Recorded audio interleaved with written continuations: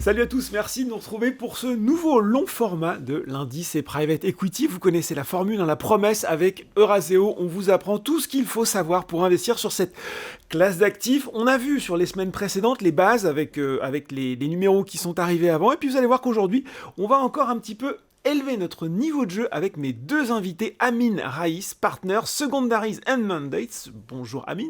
Bonjour. Et à ses côtés, Maxime de Roquette Buisson, partner Private Debt. Bonjour Maxime. Bonjour Laurent. Déjà tous les deux, ça commence bien avec vos intitulés là, on sent que ça va être hyper complexe. Je le disais dans l'intro, on va faire simple, on va rentrer dans le sujet tout de suite. On a quand même, Maxime, on va commencer par vous, on a pas mal défriché le sujet sur le private equity. Sur la richesse, les leviers d'action qu'on avait dans cette classe d'actifs. Toi, ton rayon, je l'ai dit en anglais, c'est private debt, la dette privée. Ça va dire qu'en gros, tu vas aller prêter de l'argent à une entreprise qui en a besoin pour se développer. C'est ça ou c'est un peu simpliste comme vision de voir les choses? C'est simpliste, mais c'est exactement ça. D'accord. Mon métier, avant tout, c'est de prêter de l'argent. Très simplement. Donc, on commence par ça. Ensuite, je vais prêter de l'argent à des fonds d'investissement ou à des sociétés. Ça, c'est vraiment mes deux vecteurs de prêt. Okay. Donc, fonds d'investissement qui eux-mêmes vont prêter à des sociétés, c'est ça? Direct ou indirect? Qui vont eux-mêmes utiliser cet argent pour acheter des sociétés. Oui. Ça, c'est la première option. La deuxième option, c'est prêter de l'argent à des sociétés pour qu'elles-mêmes, elles rachètent des sociétés. Moi, mon métier, c'est vraiment d'aller financer le passage à l'échelle, d'une part, et la transmission, d'autre part. Le terrain de jeu dans lequel on évolue, Amin et moi, c'est vraiment ce qu'on appelle les PME européennes. D'accord. Donc, il faut comprendre qu'aujourd'hui, les deux challenges des PME en Europe, c'est des enjeux de transmission. Oui. Il y a énormément d'entreprises familiales qui ont des enjeux de transmission à terme parce que les générations suivantes ne sont pas forcément capables de prendre la suite ou n'ont pas envie de prendre la suite. Et donc, il y a des fonds de private equity qui sont là pour ça, mais qui ont besoin de capitaux pour financer les acquisitions. Et le deuxième enjeu, c'est un enjeu de passage à l'échelle. On sait que les PME européennes sont significativement plus petites, par exemple, que les PME américaines. Et donc, pour pouvoir croître, évidemment, il y a une notion de croissance organique, elles se développent seules. Oui. Et puis, il faut qu'elles consolident leur marché pour devenir, en fait, des championnes. Qu'elles acquièrent potentiellement des concurrents, c'est ça, au niveau européen? Des concurrents en France, en Allemagne, en Italie, pour devenir des champions nationaux, puis des champions européens, et pourquoi pas des champions internationaux. Mais ça, c'est un peu au-delà de notre scope d'investissement. Bon, mais attends, Maxime, moi, quand j'ai besoin d'argent, traditionnellement, je vais voir ma banque. Les entreprises, elles font pas pareil. Elles préfèrent venir te voir toi. Alors, si elles ont, au cas particulier, aujourd'hui, quand on est une entreprise, on a plusieurs options pour venir financer son activité. Oui. On peut aller voir une banque. La réalité du paysage bancaire aujourd'hui pour les PME, c'est que de par la contrainte réglementaire, les banques sont devenues quand même moins manœuvrantes en fait. D'accord. Elles ont moins de capacité à venir. C'est plus compliqué pour elles, c'est ça? C'est plus compliqué pour elles parce que ça leur coûte plus cher. Je ne vais pas rentrer dans le détail, mais ça leur coûte plus cher. Oui. Et donc le modèle de financement des banques tel qu'il était il y a encore 30 ans, c'est considérablement réduit au profit de la dette privée. Aujourd'hui, en Europe, les équilibres, c'est à peu près 70% dette privée, 30% bancaire. Ah oui, donc c'est toi qui fais l'essentiel du job, en fait, sur cette partie. Vraiment, uniquement sur la partie que j'ai décrite. C'est-à-dire que les banques sont encore très actives pour financer la partie opérationnelle des sociétés, donc les flux, ce genre de choses. Mais en revanche, sur des financements d'acquisition, elles sont considérablement sorties du marché et la dette privée a pris une place considérable. Bon, j'ai tout compris ce qu'a expliqué Maxime. Avec toi, Amine, ta spécialité, c'est le marché secondaire. Là aussi, le défi, ça va être de nous expliquer ça très simplement. Déjà, revenir sur ce qu'est le marché primaire, sans jargon et sans anglicisme. C'est un très bon point. Commencer par le marché primaire pour expliquer le secondaire, c'est un bon point. On va commencer donc par expliquer que le marché primaire, ça consiste à apporter du capital à des fonds, de private equity et autres fonds, pour qu'ils investissent dans les entreprises que Maxime a décrites. Donc, en gros, le marché primaire, c'est faire un chèque le premier jour à un fonds qui aura une durée de vie d'une dizaine d'années ou d'une douzaine d'années, qui va investir sur 5 ans et qui va désinvestir entre 5 et 7 ans. Donc ça, c'est le marché primaire. On parle d'un marché énorme, on parle de plusieurs milliers de milliards de dollars de volume. C'est un marché, donc c'est un réservoir, qu'on appelle le réservoir du private equity, qui est énorme. Le marché secondaire, quant à lui, c'est venir plus tard dans la vie de ces investissements primaires et venir les racheter en année 5, en année 6, en année 7 et remplacer l'investisseur primaire. On verra plus tard pourquoi est-ce que certains veulent sortir. Donc ça, c'est la base du secondaire, racheter des parts de fonds existantes. Et le deuxième métier, qui se rapproche de plus en plus du direct, c'est de racheter des portefeuilles d'entreprises. Donc là, on ne va pas venir agir au niveau de l'investisseur au-dessus du fonds, mais agir dans le fonds. Venir acheter une entreprise, 2, 3, 4, 5 entreprises dans le portefeuille et structurer une opération qui va permettre de venir les acheter, mais venir également financer leur croissance. La croissance que décrivait Maxime, qui peut se financer par dette, peut être également financée en partie par capital. On apporte le capital pour faire, je disais du jargon, mais le buy and build, donc la croissance externe par acquisition de plus petites cibles sur des marchés fragmentés. Et donc c'est un deuxième métier. 1, acheter par le haut. 2, acheter par le bas. Tu l'as déjà un peu expliqué, mais c'est quoi finalement l'intérêt de ce marché secondaire par rapport au primaire ? Alors l'intérêt principal, c'est d'avoir une voie de sortie. Alors, quand un investisseur rentre dans un fonds primaire, comme je disais tout à l'heure, il en a pour 10-12 ans. Donc vous prenez une décision et vous devez attendre 10-12 ans avant de récupérer toutes vos billes. Une façon de sortir plus rapidement, c'est de faire appel au marché secondaire, de revendre au cours de la vie de l'investissement avec une décote à des acteurs secondaires. Et donc le principal intérêt du marché secondaire, c'est la liquidité.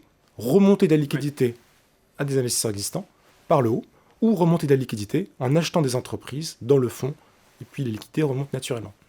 En même temps, Amine, si je regarde ça avec mon œil extérieur, je pourrais me dire, mais attends, toi tu rachètes des choses avec une décote, si l'entreprise elle marche bien, elle se développe bien, j'ai peut-être pas envie de sortir.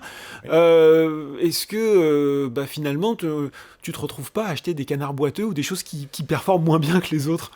Alors, c'est une bonne question. La décote n'est en fait que le reflet ou la conséquence de deux choses. 1, l'espérance de gain, et 2, la qualité intrinsèque du portefeuille et qu'est-ce qu'on en espère en tirer. Si je prends un exemple chiffré simple, alors, je prends un portefeuille qui vaut 100. Si, d'après mon analyse de due diligence sur chacun des actifs, je considère que dans un cas central, je vais en tirer 140, et si j'ai pour rendement 2 fois la mise, parce que le risque intrinsèque de ce portefeuille, vu sa concentration, ses secteurs sous-jacents, me pousse à viser 2 fois la mise, alors j'ai envie de l'acheter que 70. 70 par rapport à 100, c'est 30% de décote. Donc la décote n'est que le reflet de ces deux choses. La création de valeur à venir, le rendement cible, et la qualité, dans la qualité de portefeuille de part de fonds, il peut y avoir des très bons actifs, des actifs moins bons, mais c'est un tout. Et donc c'est à nous, c'est notre travail d'analyser chacun de ces actifs individuellement et déterminer quelle est la valeur, dans un cas central, dans un cas conservateur, la valeur cible à atteindre. Ça, là, je viens de décrire les parts de fonds. Comment est-ce qu'on détermine la décote sur des parts de fonds. Sur ce qu'on appelle du secondaire direct, la deuxième activité qui est d'acheter des entreprises, l'opération peut se faire sans décote. Peut se faire avec une petite prime ou avec une décote. C'est toujours le même travail, analyser les actifs, déterminer quel est le produit de cession que je vais en tirer, à quel horizon, quelle est sa qualité, en fonction du rendement cible, en déterminer le prix. Bon, c'est très clair. J'ai compris, vous avez été super didactiques tous les deux.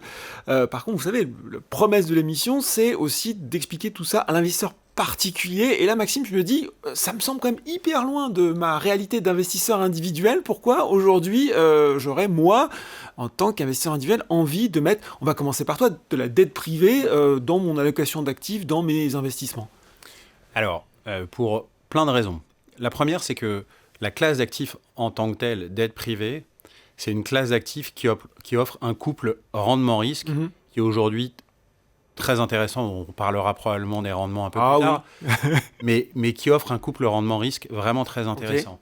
Ensuite, c'est une classe d'actifs qui a une volatilité extrêmement faible pour 2 raisons. La première, c'est que, comme son nom l'indique, c'est une dette privée, donc la valorisation de la dette évolue pas en fonction des activités de marché, comme des dettes liquides cotées, par exemple, qui évoluent en fonction de l'offre et de la demande et de la qualité intrinsèque des sous-jacents. Tu me parles par exemple du marché obligataire coté, c'est ça ? Exactement, par exemple. Et puis le dernier point, c'est que on a aussi en termes de volatilité, une volatilité très faible parce que tous les prêts qu'on fait sont structurés sous forme de taux flottants. Et donc, on a une sensibilité zéro, en fait, avec l'évolution des taux. Donc, typiquement, en 2021-22, quand les taux ont commencé à monter, en fait, les investisseurs n'ont pas subi de perte en tant que telle de rendement, puisque le rendement global de nos investissements a suivi l'évolution de la courbe des taux purement et simplement. Donc, on a une volatilité extrêmement faible. C'est ça la volatilité, hein, parce que c'est un terme un peu technique, ça peut perdre des gens, c'est qu'en gros, tu ne te retrouves pas avec un... En fait, très simplement, on a une sensibilité au taux qui est de zéro. Okay. Que le taux baisse ou que le taux monte, on suivra la même évolution et on la courra, en fait, très simplement. Et donc, ça, c'est vraiment un élément, je pense, central dans une construction de portefeuille. Ensuite, c'est une stratégie qui est une stratégie distributive, puisque aujourd'hui, on émet donc des obligations, enfin, on souscrit à des obligations qui ont un rendement cash, donc qui distribuent un rendement au cas particulier, soit semestriel, soit trimestriel. Et on reviendra sur le rendement, mais aujourd'hui, en rendement brut annuel, on a des espérances de rendement qui sont de l'ordre de 8-9%. Pas mal. Qui sont, en brut, je pense, quand même vraiment intéressantes. Oui. Et tout ça dans un cadre qui est très sécurisé, puisque les obligations qu'on souscrit, elles bénéficient de sûreté, de garantie. C'est-à-dire ton entreprise, elle peut toujours faire faillite, quand même. Exactement. On y reviendra, mais... Exactement. Oui. Et donc, cette partie du risque, en fait, le risque du sous-jacent, on l'appréhende à travers des sûretés qu'on appelle de premier rang, des garanties de premier rang. Concrètement, qu'est-ce que ça veut dire ? Ça veut dire que si on a une société qui fait défaut, on a la possibilité de devenir, de façon ultime, actionnaire de la société, de récupérer les clés des boîtes. Ça, c'est un premier point. Et le deuxième point, ça passe par une structuration de nos opérations qui sont très conservatrices. Donc, nous, notre métier, c'est pas d'aller prendre du risque. C'est vraiment de s'assurer qu'on retrouve nos billes à la fin du prêt. Bon, même question pour Amine sur le marché secondaire. Moi, je suis investisseur particulier, j'ai tout compris à ton explication et je me dis, ok, où est-ce qu'est ma place là-dedans finalement ? Ok, je vais essayer de répondre à cette question en faisant des parallèles. Je vais faire un parallèle par rapport à une autre opportunité qui serait par exemple d'investir dans un fonds de LBO, un fonds de 10 actifs. Investir dans un fonds secondaire aujourd'hui vous permet d'avoir accès, non pas à 10, mais à 200, 300, 400 entreprises. Donc la première règle en secondaire, c'est la diversification. Et ça, Dieu sait qu'on en parle tout le temps, c'est l'alpha et l'oméga de l'investissement. Hein. C'est la règle numéro 1, diversifier. Et en secondaire, on réussit à diversifier en achetant un nombre important d'entreprises dans des géographies différentes, dans des secteurs différents, gérés par des managers différents, de toute taille. Premier point important, la diversification. Le deuxième, c'est la capacité à mettre l'argent au travail des investisseurs rapidement. Alors que ça ne va pas nous prendre 5 ans pour déployer l'argent des investisseurs. Le marché secondaire est très dynamique. On est capable de le faire plutôt en 2 ans, en 3 ans. D'accord. Et rapidement. Alors qu'on peut on peut exposer l'investisseur rapidement à une dizaine, une trentaine d'entreprises dès les premiers mois. Le troisième facteur qui est clé, c'est la durée de détention de ces actifs. Alors qu'on n'est pas contraint à détenir ces actifs pendant 5-6 ans, qui est la durée normale d'un LBO. On s'imagine, oui. Mais plutôt 3 à 4 ans, voire même parfois moins. On a déjà des investissements qui ont duré que 6 mois. D'accord. Pourquoi ? La raison, c'est pourquoi ? C'est parce qu'on achète ces entreprises en cours de vie. Oui. On achète des entreprises déjà matures, qui ont déjà commencé leur LBO il y a 2-3 ans. Donc l'horizon de sortie est plus court. Donc ça nous permet de récupérer nos billes, notre plus-value, assez rapidement. Donc ça, c'est un critère aussi très important du secondaire. Il y en a beaucoup, mais je vais en rajouter encore un. C'est le risque, parce qu'on est sur un risque qui est très maîtrisé. Il est maîtrisé par plusieurs facteurs. Il est maîtrisé par la diversification, qui est toujours le numéro 1, mais également maîtrisé par le fait qu'on achète des choses connues. Ce n'est pas un chèque en blanc à un fonds. C'est plutôt, on achète un portefeuille qu'on peut diligenter, qu'on sait ce qu'on achète. Quand tu dis diligenter, c'est-à-dire que tu peux faire tes petites recherches pour savoir ce qu'il y a dedans, si les entreprises sont fiables, si elles ont voilà, une historique déjà. On peut rencontrer le management, on peut aller faire les visites de site, on a accès à une due diligence complète, financière, légale, commerciale. On fait tout un travail de direct. Donc on fait notre travail intrinsèque de déterminer si l'actif est un bon actif dans lequel il faut investir ou pas. L'autre élément clé, c'est des biais de sélection qui sont intrinsèques au métier. C'est-à-dire que quand on achète un portefeuille déjà en place, les mauvais élèves sont déjà identifiés. Oui. Soit ils sont déjà partis au tapis, soit ils sont sous-valorisés. Oui. Donc on ne les achète pas, quelque part. On les achète à leur valeur réelle.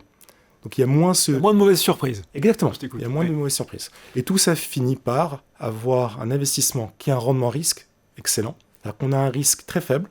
Typiquement, dans nos fonds chez Eurasio, on a ce qu'on appelle un taux de perte inférieur à 1%. C'est quoi le taux de perte concrètement ? Taux de perte, c'est si vous investissez 100, Oui. vous allez perdre 1. D'accord. Comparé à un fonds direct, pour faire la comparaison, c'est entre 10 et 20% dans un fonds direct. Donc c'est extrêmement peu risqué. Alors que le rendement, c'est un rendement presque de direct. Bon, vous avez abordé tous les deux des notions déjà super importantes, et on va y revenir quand même si Maxime il a déjà un petit peu vendu la mèche, sur ce fameux couple rendement-risque, à la fois, parce que si on n'évoque pas les risques, forcément, tous les services compliance ont le téléphone qui sonne, et c'est important aussi pour les gens qui nous regardent. Sûr. Maxime, tu as déjà évoqué, mais tu peux y revenir, l'espérance de rendement, et aussi quel est le type de risque en face pour toi, et aussi pour moi, in fine, qui va investir dans ce segment. Et on posera la même question à Amine, qui peut intervenir aussi s'il veut. Bien sûr. Alors, l'espérance de rendement, je l'ai dit, au global, Oui. dans une stratégie d'aide privée, le 8-9%, c'est sur un investissement type. En brut, hein, en important. brut, toujours en brut. Oui. Le rendement au niveau d'un fonds diversifié avec plein d'actifs, ça va être une espérance de rendement comprise entre probablement 9 et 9,5 aujourd'hui. Ok. En considérant les taux qui, aujourd'hui, le Euribor est autour de 2%. Oui. Bien sûr, en fonction de l'évolution de l'Euribor, ça peut bouger, puisque, encore une fois, ça suit un peu l'Euribor de ce point de vue. Donc c'est plutôt pas mal. Dans le contexte actuel, Donc, quand dans le j'entends contexte ça, actuel, c'est quand même plutôt séduisant. Séduisant. Oui. Ça distribue un coupon annuel de l'ordre de 8-9%. Oui. Les risques, c'est un risque de perte en capital qui est historiquement très mesuré, puisque je prends le cas de Eurasio, mais vraiment, notre taux de perte annualisé depuis qu'on a commencé ce métier, il est de 0,03%. D'accord. Mais tu sais ce qu'on dit, les performances passées ne présagent pas les performances futures. Tout à fait, bien sûr. Et le deuxième élément, et ça je pense que c'est valable vraiment pour toute la classe d'actifs private equity, c'est que c'est un investissement qui se fait sur du temps long. Important de le rappeler. C'est ça. vraiment Oui. très important de le rappeler. C'est pas une classe d'actifs dans laquelle on rentre pour en sortir dans 1 an ou dans 2 ans. Il y a des véhicules aujourd'hui, on y reviendra, qui offrent une liquidité plus rapide, mais dans l'esprit, c'est quand même une stratégie dans laquelle on s'engage pour à minima 5 ans. À minima 5 ans, et ça je pense que c'est important de bien l'avoir en tête. Même question pour toi Amine, ce couple rendement-risque, déjà on va parler du rendement, ça. Et puis après du risque en face. Oui, non, bien sûr. Le rendement en secondaire, en brut, pour revenir aux bases, on vise du 2 fois la mise, on vise plus de 20% de TRI. Ah oui, par opération. Quand même. Dans un portefeuille au global, tu mets des étoiles dans les yeux tout de suite. Bien sûr, mais c'est la nature du secondaire. Donc, parce qu'encore une fois, on achète de la maturité. Donc l'argent revient rapidement, donc le TRI est important. Et quand on combine des opérations dites de part de fonds et des opérations directes, on arrive à créer ce mix qui permet de délivrer donc, ce 2 fois la mise. Et c'est 20% de TRI. Ça, c'est au niveau brut. Au niveau net investisseur, tout va dépendre de la nature du fonds. D'accord. Si c'est un fonds qui appelle les investisseurs progressivement, le 20% va se traduire sur un TRI net investisseur qui sera similaire. Oui. Si c'est un fonds qui appelle tout le premier jour... Qu'est-ce que tu veux dire par appeler progressivement? Ça veut dire c'est appeler les capitaux aux investisseurs. D'accord. Un fonds institutionnel appelle progressivement en fonction des besoins. Oui. Un fonds retail aura tendance à appeler 100% le premier jour et rarement progressivement. D'accord. Et donc ça a un impact forcément sur le TRI. Ça n'a pas un impact sur le multiple, mais ça impacte le TRI. En termes de risque, j'en avais parlé un peu tout à l'heure. Un peu similaire à ceux qu'on a évoqués avec Maxime, j'imagine. Pas de l'ordre de 0, mais de l'ordre de 1%. Ouais. Et néanmoins, quand on vise des rendements en multiples plus élevés, à la fin, on s'y retrouve. Et la diversification, c'est encore une fois la clé de voûte pour délivrer ce rendement risque, ce couple rendement-risque. Justement, ces risques qui sont consubstantiels, j'allais dire, à ce type de produit, comment vous faites chez Eurasio pour les limiter encore plus? On avait évoqué, tu parlais de la structuration, c'est un terme un peu technique, mais comment vous faites dans votre méthodologie d'investissement pour essayer de les ramener vraiment à la portion congrue encore plus, Maxime?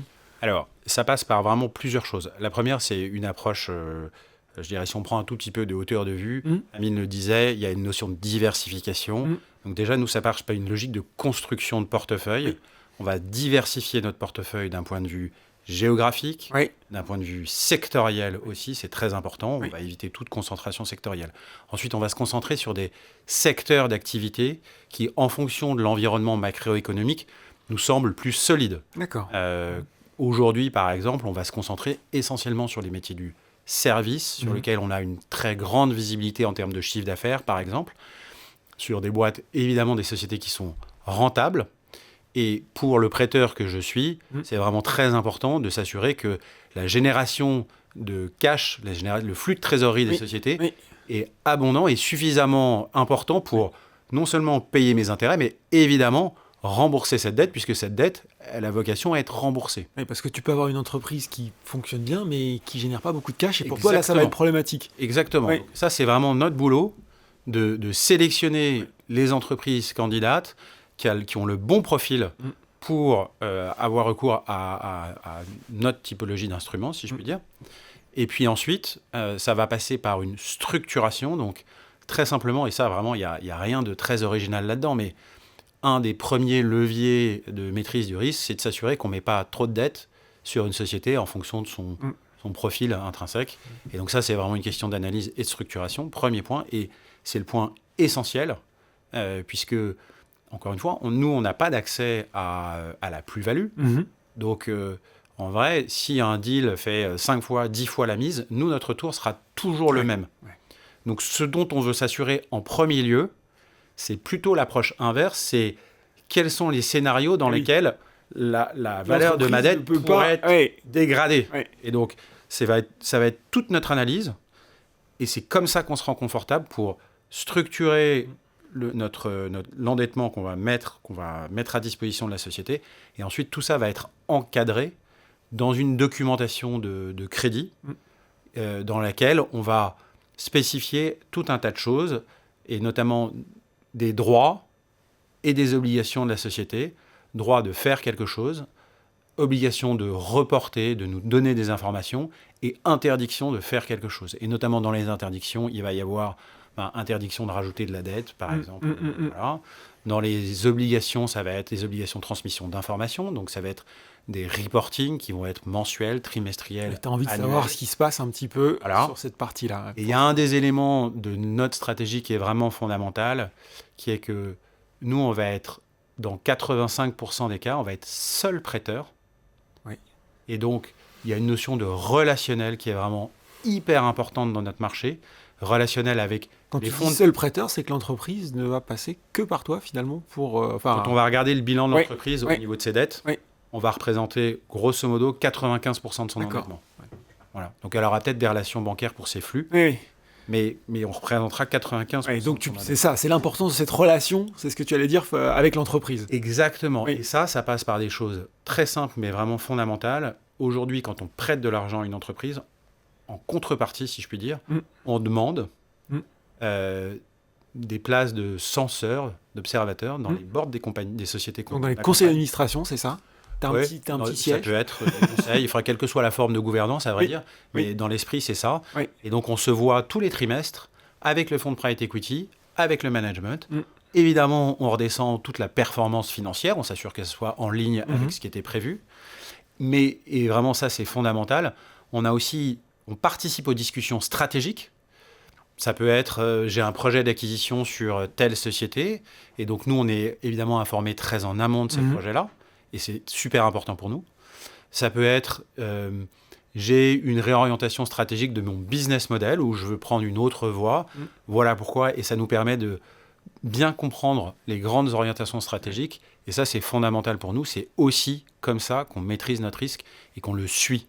Même question pour toi, Amine, même si j'imagine qu'intervenant à des moments différents et sur des instruments aussi différents, tu vas peut-être agir sur des leviers là aussi un peu plus particuliers. Non, tout d'abord, il y en a quand même un qui est commun avec Maxime, c'est la construction de portefeuille. Aller chercher les bons secteurs, éviter les mauvais, qui sont cycliques, qui pourraient faire que la valorisation baisse. Donc on cherche tout d'abord les bons secteurs sur les entreprises. Deuxièmement, c'est la qualité d'entreprise. c'est le cœur du réacteur. On ne peut pas acheter quelque chose de mauvais, il faut vraiment s'assurer que ce qu'on achète, c'est une entreprise de qualité, gérée par un management de qualité, ayant un manager de qualité. Et un autre élément clé, c'est l'alignement d'intérêts de tous ces acteurs. Il faut que le management de l'entreprise soit investi et fortement investi de son patrimoine. Il faut que le manager du fonds... Tu veux dire investi à la fois dans son envie de bien faire, mais aussi à titre personnel au niveau financier. Hein. Tout à fait, financièrement. Et on l'impose. On impose un taux de réinvestissement important du management pour s'assurer de son alignement d'intérêt avec nous, dans le cas des transactions de GP-led, donc de direct secondaire. Le manager lui-même doit investir de nos côtés, dans le fonds qu'on va créer ensemble, et investir significativement. Ensuite, il y a une clé. Pour créer de la valeur, il faut acheter avec un prix raisonnable. Il ne faut pas s'enflammer. Pas payer trop cher. Voilà, c'est la règle numéro 1. On accuse parfois le private equity de payer trop cher. Hein. Moi, je l'ai entendu encore récemment. Oui, non. C'est simple. Hein. Le prix d'entrée déterminera la performance à la sortie. Donc, plus on a un prix raisonnable, validé, compris, associé à un plan, bien sûr, qui permet de délivrer le rendement cible, plus on sera serein dans sa construction de portefeuille. Donc c'est un ensemble d'éléments qui fait que oui, on va aller chercher de la valeur. Et là, pour le coup, à la différence de Maxime, on n'est pas limité en performance. On a un risque de perte de capital, bien évidemment, mais aussi on a un potentiel gain qui peut aller très loin. Tiens, question comme ça, est-ce que je connaîtrais une entreprise à laquelle tu aurais prêté de l'argent, Maxime ? Alors, est-ce que tu as le droit de me le dire ? Oui, j'ai le droit, bien sûr. Et la réalité, c'est qu'on finance beaucoup d'entreprises qui sont peu connues du grand public, parce que les entreprises connues du grand public, soit elles sont très grandes, des grands groupes, Boursorama en fait partie par exemple, mais nous on va financer plutôt le tissu de la PME européenne.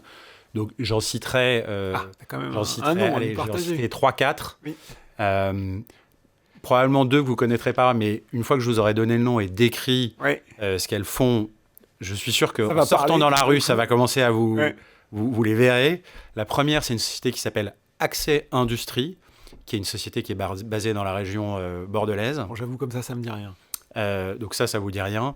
C'est une société dont le métier, vraiment, c'est de louer des engins de levage. D'accord. Des nacelles, chariots élévateurs, c'est ça ? Des chariots élévateurs, tout un tas de chariots élévateurs à des sociétés soit industrielles, soit dans le domaine de la construction. C'est une société qu'on accompagne depuis 2016, qui s'est considérablement développée, à la fois par croissance organique, donc elle a fait croître la taille de son parc de machines, et puis aussi par croissance externe, en faisant des acquisitions en France, en Espagne par exemple. Et donc, vous verrez dans la rue, on les reconnaît très facilement. Je sais, tiens, ils ont été financés. C'est des nacelles bleues. Ah, d'accord. Bleues. Ah non, mais voilà, on est dans le concret, Accès Industrie. Et je vous promets, maintenant, vous allez sortir dans la rue et vous verrez plus que ça, c'est certain. Une deuxième qui n'a rien à voir avec les nacelles, c'est une société qui s'appelle Sebac. Ça me dit rien non plus. Ça vous dit rien non plus. Alors, le terrain de jeu est un peu différent. C'est une boîte qui met à disposition des toilettes portatives. Ah oui. C'est pas très pour les sexy chantiers, sur le papier. Les concerts, j'imagine. Exactement, chantiers, concerts, etc. Pareil, c'est à la base une société italienne qui a été rachetée maintenant par un autre groupe. On les reconnaît très facilement parce qu'en règle générale, elles sont rouges. Et le logo de Sebac, c'est un cœur tout rouge avec marqué Sebac et un cœur au milieu. Là aussi, c'est donc ça, vous les verrez. On ne manquera plus maintenant. Vous les manquerez plus. Dans un domaine un peu plus, on va dire, bien de consommation, on a financé une société qui s'appelle Besson Chaussures, qui est vraiment un groupe de franchisés de chaussures qu'on accompagne depuis quasiment 2014 aujourd'hui. Et le dernier qu'on n'accompagne plus, mais qui est une société qu'on a accompagnée historiquement et que beaucoup de gens connaissent, c'est le groupe Montblanc Materne, par exemple, qui fabrique, entre autres, les fameuses pommes-potes. Mais c'est super parce qu'avec tes 4 exemples, en fait, on comprend tout ce que vous nous avez expliqué, ce que tu nous as expliqué sur la diversification, les secteurs d'activité, etc. Donc c'est vraiment intéressant d'avoir ces exemples. C'est passionnant de vous entendre parler, expliquer vos métiers, et en même temps, je disais, l'investisseur immobilier, je me suis dit, ok, super, moi j'aime bien les solutions simples, comment je fais ? Là, si je suis convaincu par les 2 thématiques d'investissement, qu'est-ce que chez Eurazeo vous pouvez proposer pour m'exposer facilement, soit à de la dette privée, soit à du marché secondaire, soit aux 2 d'ailleurs, on va en reparler. Aujourd'hui, on a un véhicule qui existe maintenant depuis 2018, qui s'appelle EPVE3, et qui a la beauté de réunir nos 2 classes d'actifs dans un seul et même véhicule. Donc tu peux mixer les 2. Exactement, avec une logique assez simple en définitive. La dette d'un côté qui a un couple rendement-risque intéressant mais au final, un rendement qui, lui, est relativement capé, hein, puisque, comme je l'ai dit, nous, on n'a pas d'accès à la performance en capital. C'est très bien expliqué. Là où, pour le coup, le secondaire a vraiment un accès à l'upside. Et donc, la combinaison de ces deux-là, de ces deux classes d'actifs, en fait un produit très intéressant, à la fois puisqu'il est capable de distribuer un coupon de façon régulière, et aussi parce que le secondaire lui donne une notion d'upside, vient améliorer en fait le rendement global du fonds. Donc ça, c'était un premier exemple, un fonds ouvert avec une semi-liquidité, donc on peut rentrer, on peut sortir, et un fonds qui est ce qu'on appelle un evergreen, qui a 99 ans. Donc ça veut dire quoi, un fonds evergreen? Un fonds evergreen, c'est à l'air de jargon, ça.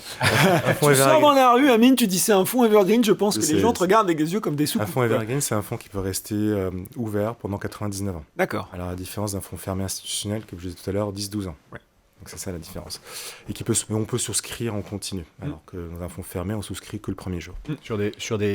Avec des tickets d'entrée, du coup, qui peuvent être relativement faibles. En tout cas, ticket d'entrée, c'est plutôt accessible, y compris, on le disait, pour l'investisseur individuel. Exactement. Ouais. Après, chez Eurazeo, on a aussi développé d'autres gammes de produits sur des fonds fermés, mais retail toujours. Donc, on avait par exemple développé pour le grand public. Pour le grand public. Ah, on sent qu'on arrive à la fin, là, les anglicismes reviennent là. Pour le grand public, on avait développé la gamme Eurazeo Strategic Opportunities, donc ESO, des fonds qui sont donc fermés, qui sont 100% secondaires, investis en secondaire, avec une période de blocage, parce que c'est des particuliers, pour des raisons fiscales. On a aussi développé ce qu'on appelle des feeders, donc la capacité de faire rentrer des investisseurs particuliers. En général, c'est un ticket à partir de 100 000 euros, ce qui doit être... Là, c'est un peu moins accessible, on va dire, quand même. Un peu moins accessible, mais qui investissent au même terme, aux mêmes conditions, dans des fonds institutionnels, aux côtés de grands institutionnels. Donc, il y a différentes typologies ou différentes façons de rentrer dans le private equity, l'evergreen, le fonds fermé ou le fonds institutionnel. Question d'ailleurs, est-ce que en fonction de ma typologie d'investisseur, même si on a un peu répondu à la question, on voit que je peux avoir intérêt de mettre peut-être plus de secondaire, plus de dette privée? Ouais, clairement, je pense que ça dépend vraiment des cas particuliers de chacun et des contraintes de chacun et des attentes de chacun, du temps que vous avez devant vous. Il y a des investisseurs particuliers qui vont être très sensibles au fait de recevoir un coupon régulier en cash, d'autres qui n'en ont absolument pas besoin, qui vont préférer en fait que ce coupon-là soit réinvesti.